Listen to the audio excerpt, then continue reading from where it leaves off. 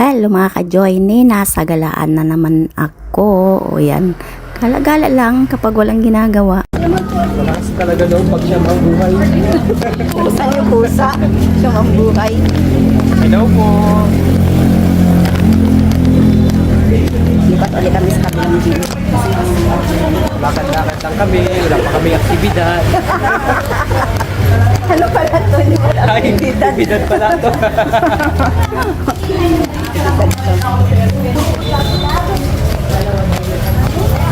Pwede mo natin ibigyan natin.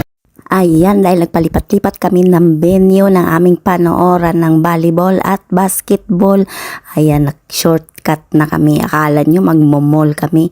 Nako, mga wala kaming pera, no? Dito lang kami dumaan dahil shortcut at malapit lang talaga dito. Dire-diretso lang sa aming lilipatang venue. Dahil pagpasok namin sa entrance sa mall na ito, paglabas naman namin ay diretso sa exit at diretso na doon sa venue na aming lilipatan. O diba, malapit lang, walang hassle at nakapag-aircon pa kahit saglit lang. Diskarte lang para kahit papaano naman ay nakapagpalamig kami sa init namin nararamdaman. Bye mga ka-joiny, nood muna sa team na aming sinusuportahan. Siya nga pala, late upload na nga pala itong aking video na ito. Dahil sa sobrang maraming nangyayari, hindi ito na-upload kaagad. Bye! Salamat sa inyong panunood!